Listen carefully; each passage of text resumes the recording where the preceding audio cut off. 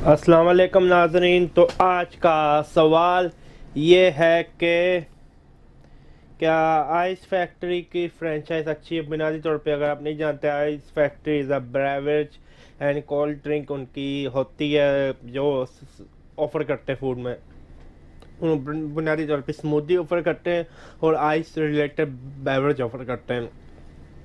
मैंने पता कि उनकी अगर फ्रेंचाइज खोलनी है तो 35 लाख रुपए में खुलती है।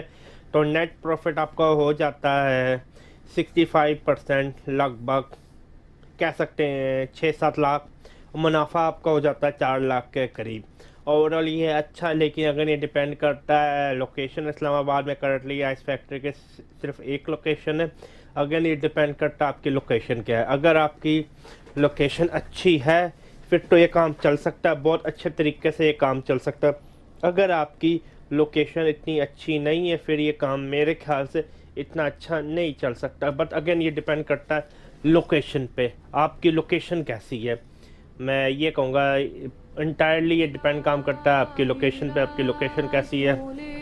लोकेशन अच्छी है तो ये काम चल सकता है, लोकेशन अच्छी नहीं है तो ये काम इतना अच्छा नहीं चल सकता। तो मेरा तो ये जवाब होगा।